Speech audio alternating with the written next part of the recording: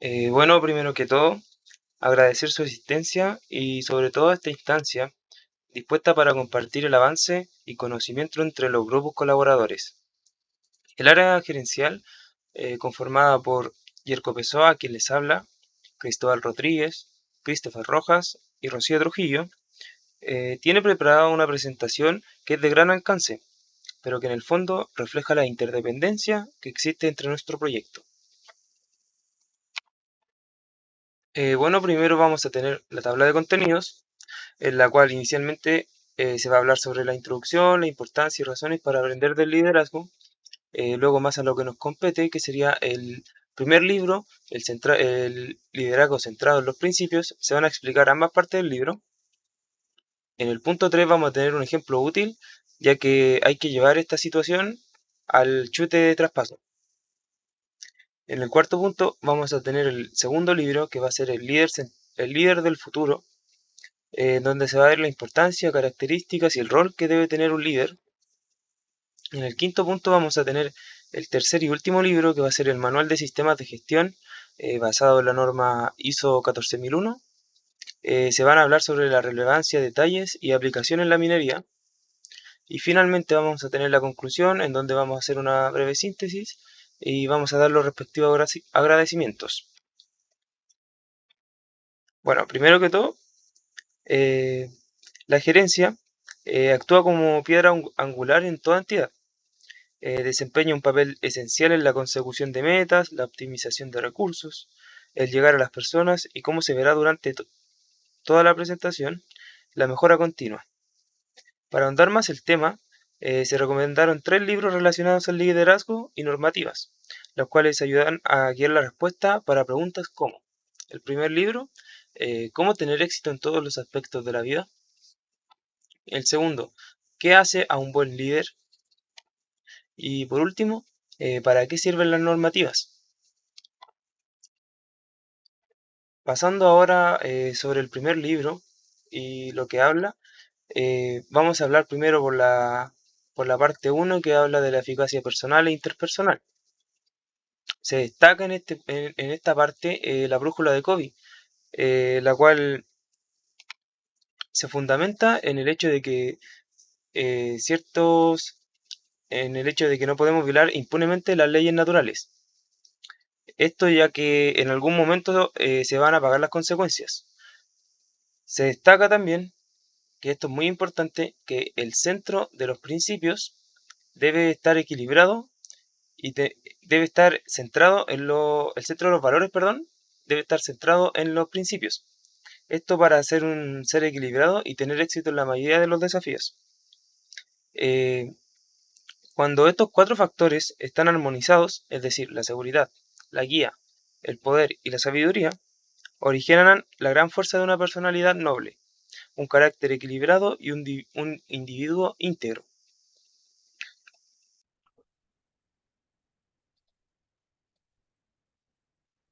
Continuando con lo expuesto por mi compañero acerca del libro, consideramos que el siguiente tema es importante analizar en función del proyecto frente al que nos encontramos. Debido a que para todos este es un nuevo desafío, consideramos que la comunicación, tanto vertical como horizontal, va a ser fundamental para el buen desarrollo del proyecto. En relación a esto, el autor explica que para lograr una buena comunicación se requiere de actitudes y comportamientos. Por el lado de las actitudes, se observa, por ejemplo, que se presupone que el otro obra de buena fe. Es decir, que para lograr una buena comunicación es importante comenzar desde la base de que la otra persona con la que me estoy comunicando no tiene malas intenciones ni intenta aprovecharse de mí ni nada de eso, sino que busca y viene con la mejor de las intenciones y busca el bien común. Otra actitud es cuidar la relación y querer resolver la diferencia de percepción.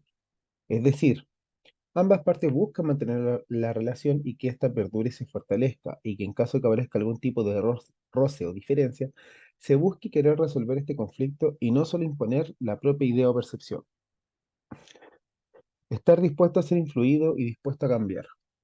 Esta está muy ligada a la anterior, ya que lo que propone es justamente no buscar siempre imponer o hacer ver al otro que yo soy el que tiene la razón, sino que en el momento escuchar atentamente y estar abierto a que tal vez mi percepción no es la correcta. Y no solo escuchar esperando a que el otro termine de hablar para inmediatamente tratar de imponer mi punto. Con respecto a los comportamientos, consideramos importante lo siguiente. Escuchar para comprender. Esto implica que escucho de forma activa y no solo busco debatir o dónde puedo atacar para que mi punto tenga razón, sino que escucho para poder entender la perspectiva desde cual el otro ve las cosas, de tal manera de poder entender el por qué él piensa o actúa de A o B manera, y así poder generar una mejor comunicación. Hablar para ser comprendido. Y dado lo anterior, el autor explica que es importante hablar de forma clara y con el objetivo de ser comprendido. No solo de hablar por hablar porque hay que hacerlo, sino que mi objetivo al hablar debe ser el de comunicarme de la mejor manera posible, de tal manera que para quien me oye se le facilite la tarea de comprenderme y así facilitar la comunicación. Comenzar el diálogo a partir de un punto de referencia común. El autor plantea que a la hora de comunicarse, y sobre todo al encontrarse en un tipo de disyuntiva, lo mejor es buscar el punto en común que existe entre las partes, y de ahí ir alejándose hasta llegar a la diferencia. Esto permite minimizar roces, ya que al encontrarse en una situación de diferencia, perspectiva o opinión, ya se habrá comenzado un punto común desde el cual es más fácil ponerse de acuerdo y poder encontrar similitudes, en vez de tratar de convencer al otro desde la otra vereda.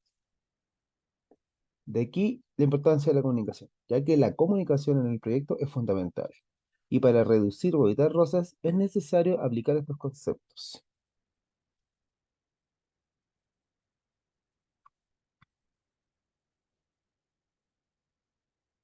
Por otro lado, consideramos importante destacar otros dos conceptos que el autor explica en el libro. Como se dijo antes, esto es nuevo para todos, y es un desafío al que nos vamos a enfrentar todos, tanto juntos como por separados. Y es por eso que cada uno verá las cosas de forma distinta. En relación a esto, es que aparece el concepto de empatía y simpatía. La simpatía se podría definir como sentir como sienten las otras personas, es decir, que lo que se busca es sentir tal cual siente el otro.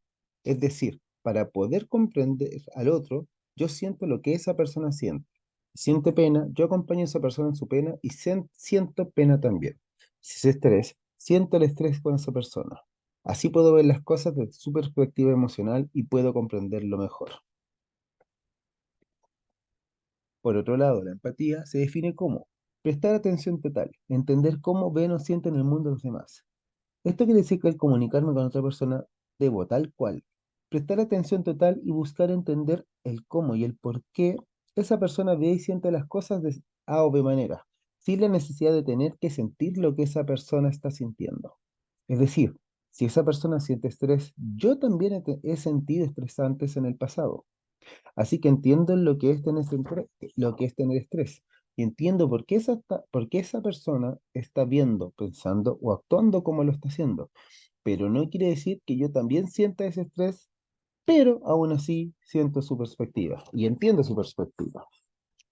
La importancia de esto es empatizar con las distintas áreas y con los miembros de cada área en particular. Por esto es importante la empatía de la organización tanto vertical como horizontal, es decir, tanto entre área y área como entre los miembros de las mismas áreas, de tal manera que con todos los desafíos que se vienen por delante, la comunicación sea un factor a favor y no en contra.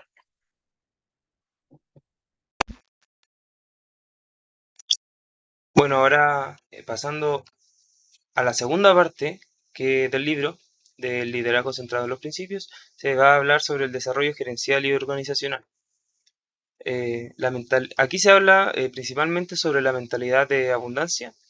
Se cita textualmente, mi éxito no significa necesariamente el fracaso de otros, así como el éxito de los demás no impide el mío. Esto es muy importante porque destaca una mentalidad de yo gano, tú ganas, es decir, que los recursos no son limitados y hay que crear mercado por ello. Luego también se destaca la mentalidad de escasez, en donde se cita también textualmente, de esto solo hay tal cantidad y si algún otro lo tiene, significa que hay menos para mí. Esto se basa en la mentalidad del yo gano, tú pierdes. Genera ambientes muy competitivos y poco gratos. Como se dijo, se recalca la mentalidad de la abundancia y proviene de una seguridad interior no de la posición, ni de las comparaciones, las opiniones, etc. Por esto, es demasiado importante que un gerente tenga mentalidad de abundancia, ya que generará valor y un entorno constructivo. Por lo dicho anteriormente, se da un ejemplo que se menciona durante todo el libro que se llama la ley de la granja o la cosecha, en donde se dice que para ser un líder basado en los principios, se exige que las personas puedan trabajar competentemente en una granja, ya que la constancia es la que es el trabajo es el camino al éxito perdurable. Bueno, llevando esto esta ley al problema del chute, la única manera de solucionar el problema es que como grupo se trabaje de manera constante en las entregas y confiar en sus colaboradores. Y algunas herramientas útiles que nos van a servir para realizar, por ejemplo, planificación o ser constante, van a ser la carta Gantt y reuniones grupales semanales de avance. La lectura El líder del futuro es una obra que colecciona y reúne las reflexiones de diversos autores sobre el papel y las competencias que deben tener los líderes en el siglo XXI. En base a esta lectura, primero hablaré sobre la importancia del liderazgo en una organización. Un líder debe delegar, confiar e innovar y adaptarse. Y, como mencionan en la lectura, aprender a usar un nuevo lenguaje de la labor de organización. ¿Esto a qué apunta? Bueno, desde hace años se considera una empresa como partes de una maquinaria, es decir, cada pieza tan solo cumple su objetivo, cosa que ha ido cambiando, apuntando al uso de un lenguaje más político, donde se debe tener cuenta términos como la docracia, que es la ausencia de jerarquía para promover la innovación, el equipo, la resolución colectiva de problemas, reconociendo la diversidad e incertidumbre. Según esto, comienzan a aparecer los siguientes conceptos, como subsidiariedad, no hurtar responsabilidades. Esto va a que un organismo no debe asumir las responsabilidades que pueden y deben ser realizadas por otro organismo. Esto apunta a que hay que confiar en los individuos, en el trabajo que realizan y que poseen habilidades y son competentes para hacer lo que se les asigna. Y el líder ha de asegurarse de esto. La autoridad merecida. Esto apunta a que un líder puede surgir del medio de la organización, más que solo surgir en la cima. Los líderes deberán merecerse la autoridad, concediéndosele el tiempo para demostrar su valía, conociendo los distintos campos, responsabilidades y conocimientos. Y el concepto de virtualidad, ya que hoy en día cada vez más organizaciones trabajan separadas o a distancia, y hay que saber manejar estas divisiones estableciéndose un objetivo en común. La importancia de la delegación de tareas. La delegación de tareas o facultades tiene como objetivo mejorar la eficiencia, innovación y la participación de las personas, además de optimizar el uso de recursos y el tiempo.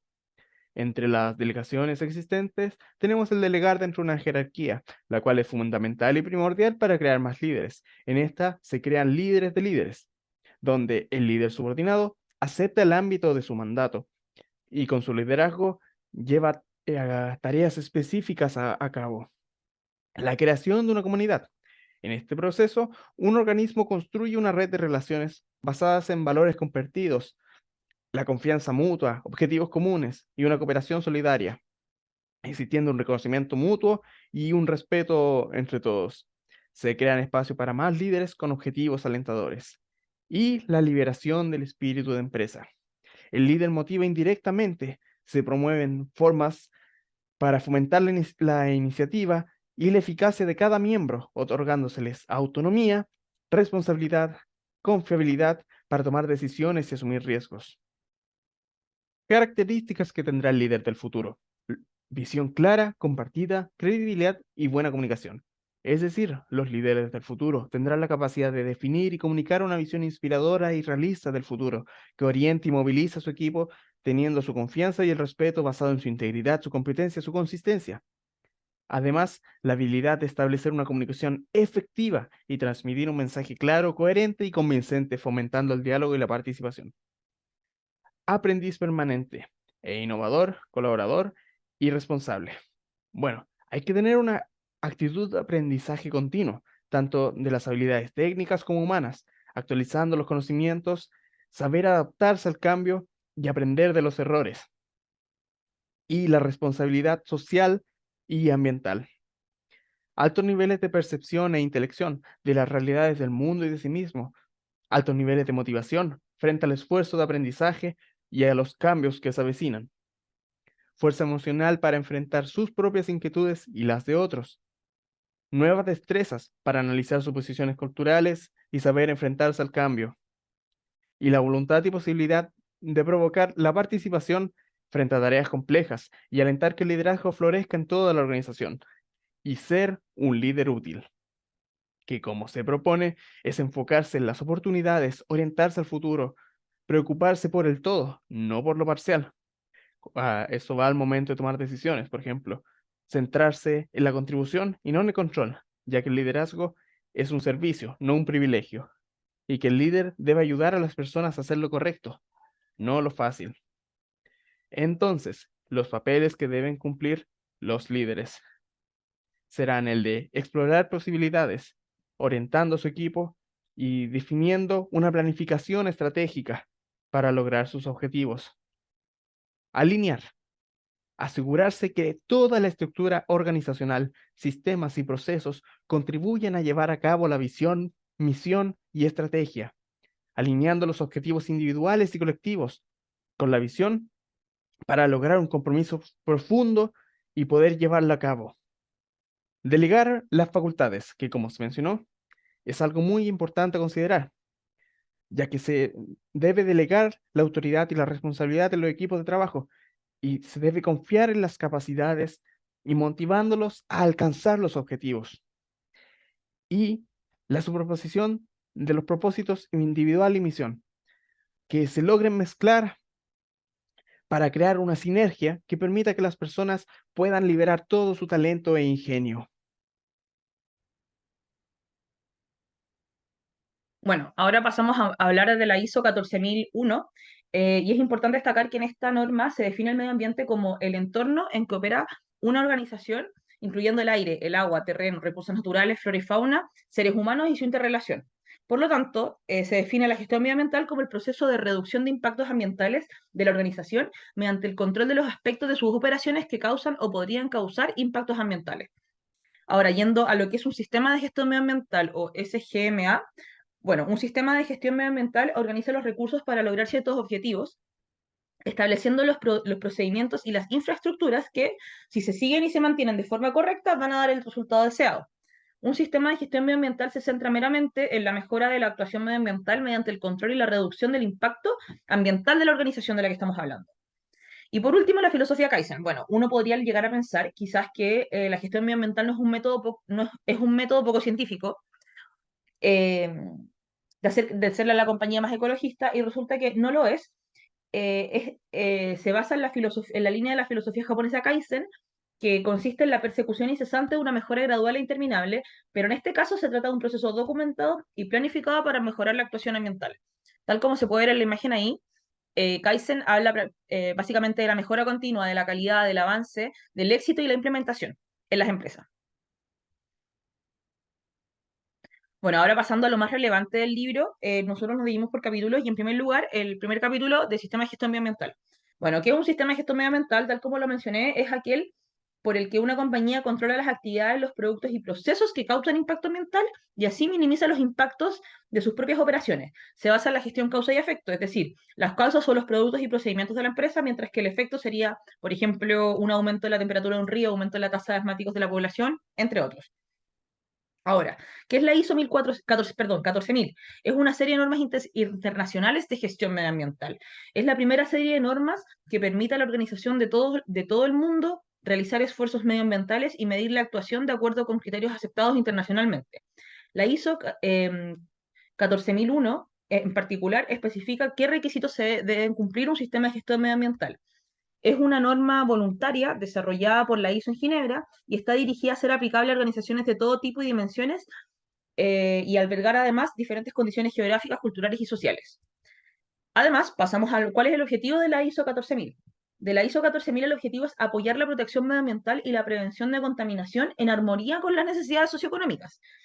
El único requisito para para implementar la ISO 14001 en particular es el compromiso con la mejora continua. De ahora en adelante vamos a hablar mucho de lo que es la mejora continua y además del compromiso, la obligación de cumplir la legislación y regulaciones relevantes. La norma en particular no especifica ninguna cantidad máxima permisible, por ejemplo, de óxido nitroso ni nivel máximo bacteriológico de aguas residuales, sino que la ISO 14001 especifica los requisitos del propio sistema de gestión que si se mantienen y mejoran van a mejorar adecuadamente la actuación medioambiental, reduciendo así los impactos. ¿Por qué desarrollar un sistema de gestión medioambiental? Bueno, en primer lugar, la gestión medioambiental mejorada obviamente es buena para el medio ambiente. Y en segundo lugar, la gestión medioambiental podría considerarse como un requisito futuro de comercio sostenible y buena para el negocio de la empresa. En esto se ha demostrado que las tecnologías más limpias o programas de reducción de residuos han logrado generar ahorros considerables. Es por eso que dentro de las ventajas de implementar un sistema de gestión medioambiental se destacan el ahorro de los costos, la incrementación de la eficacia, mayores oportunidades del mercado, mayores habilidades para cumplir la legislación y las regulaciones medioambientales y además cumplir con la exigencia de los clientes, ¿verdad? Ahora, pasando al capítulo 2, que se llama Revisión Medioambiental Inicial, este habla principalmente de la identificación y documentación sistemática de los impactos medioambientales significativos asociados directa o indirectamente con las actividades, productos y procesos de la organización. Al completar este proceso, se es capaz de mejorar la actuación medioambiental controlando las operaciones que causan los impactos medioambientales significativos que han sido identificados. En resumen, el control de los aspectos reduce o minimiza los impactos. Se deben incluir datos, cifras, recopilaciones, conclusiones y recomendaciones, dado que con estos se obtendrá la primera piedra para el futuro del sistema de gestión medioambiental. En este capítulo se debe incluir la identificación de toda legislación, regulaciones, autorizaciones, códigos de práctica industrial que aplican a las operaciones de la empresa. Pasando al capítulo 4 de la política medioambiental, es una declaración, tal como dice ahí, de los objetivos y principios de acciones generales relacionados con el medio ambiente. La política ambiental, tal como dice en el PPT, es un conjunto de principios e intenciones formales y documentados en relación al medio ambiente. En otras palabras, es un documento guía para la mejora medioambiental corporativa y su cumplimiento es fundamental para la integridad y el éxito del sistema de gestión medioambiental. En el caso de una compañía, los principios e intenciones generales incluyen la mejora medioambiental continua. Y por otra parte, la política medioambiental es una declaración de los objetivos, tal como lo dice ahí, y principios de las acciones generales relacionadas al medio ambiente. En la política medioambiental se deben declarar ciertos principios e intenciones de la organización en relación al medio ambiente. Ahora pasando a la segunda parte, partimos por el capítulo 8, que se llama Estructura y responsabilidades. Bueno, luego de la etapa de planificación está terminada, se pasa al nivel de bloques de construcción del sistema de gestión medioambiental funcional. Este es el paso de la implementación del ciclo. Se puede adoptar una estructura jerárquica o podría ser más plano con niveles de dirección y un mayor número de participantes en cada nivel identificado, es decir, de forma más horizontal. Las responsabilidades se refieren directamente que para que el sistema de gestión medioambiental funcione correctamente, todos los componentes de la estructura elegida deben tener asignada una responsabilidad. En otras palabras, es la forma administrativa que toma el sistema de gestión medioambiental. Yendo al capítulo 9, que se llama Procedimientos Medioambientales, estos, los procedimientos medioambientales, son las instrucciones paso a paso que si se llevan a cabo, adecuadamente, controlarán tanto el sistema de gestión medioambiental como las actividades, la producción, los procesos y los procesos de la organización. Consecuentemente, esto va a minimizar obviamente los impactos ambientales correspondientes y por ende va a mejorar la actuación medioambiental global de la organización o de la compañía que estemos hablando. Pasando al capítulo 12, que es el manual de gestión medioambiental, en este, el manual de gestión medioambiental es la herramienta central o de referencia de los documentos claves que se quieren mantener y auditar en su sistema de gestión medioambiental a lo largo del tiempo. Este es un manual que puede ser una carpeta con todos los documentos principales del sistema de gestión medioambiental o simplemente un índice que hace referencia a la alocación de todos los documentos fundamentales que tiene la compañía. Por último, yendo al capítulo 17, que habla de la no conformidad al sistema de gestión medioambiental, la corrección y la prevención. Aquí vamos a leer las principales definiciones de estos tópicos. Y bueno, la no conformidad es la situación en la que los componentes esenciales del sistema de gestión medioambiental están ausentes o funcionan incorrectamente o cuando hay un control insuficiente de las actividades. Por otra parte, la corrección es la acción del desarrollo o mejora allí donde la no conformidad ha sido identificada. Y por último, la prevención es la acción de asegurar que la no conformidad no vuelva a ocurrir. Bueno, yendo a la ISO 14001, principalmente a la minería, que fue el tema que nos convoca realmente, El chute. Bueno, la norma ISO 14001 es aplicable a cualquier organización, incluyendo cualquier industria minera o de cualquier índole, que busque minimizar los impactos ambientales que generan sus operaciones. Bueno, la ISO 14001 es una forma en la que las empresas mineras pueden demostrar su compromiso con la gestión medioambiental y la protección al medio ambiente. La certificación ISO 14001 ayuda a las empresas a gestionar e identificar riesgos ambientales que pueden producirse internamente en una empresa mientras realiza su actividad empresarial. Por otra parte, dentro de los impactos del chute, el chute minero puede impactar el medio ambiente de varias formas. En primer lugar, la emisión de polvo es uno de los principales impactos ambientales que se generan en la minería y los chutes pueden ser una fuente importante de emisión de polvo. Además, la minería puede contaminar el agua, el suelo, el aire y los chutes pueden contribuir a la contaminación del agua y del suelo. La actividad minera también puede generar ruido y los chutes pueden ser una fuente también de ruido para la minería. Y bueno, pasando ahora a los beneficios de la implementación de la norma ISO 14001 en la minería, esta, tal como dice ahí, mejora la imagen de la empresa de la compañía, aumenta la productividad minera, minimiza los costos, conquista nuevos mercados, se produce una mejora de la organización en la empresa minera, se produce una integración de la calidad ambiental a la gestión de los negocios de la empresa minera, hay una minimización de la ocurrencia de accidentes y pasivos ambientales en la empresa minera, además hay una minimización de los riesgos relacionados con los productos mineros, hay una identificación de los puntos vulnerables de la empresa minera que puede generar una contaminación ambiental y obviamente esto es una ventaja sobre la competencia y reduce el riesgo medioambiental. Se ahorra con los costos de la reducción de desechos, reciclado y ahorro de agua y energía. Y por último, hay una conciencia de los papeles individuales y de las responsabilidades de la protección medioambiental, además de una mejora de conciencia personal para compartir responsabilidades medioambientales. Es por eso que también, como último punto, sale la mejora continua y progresiva, que lo hemos estado hablando durante toda esta presentación respecto a la ISO 14001, que es uno de los puntos más importantes de esta norma.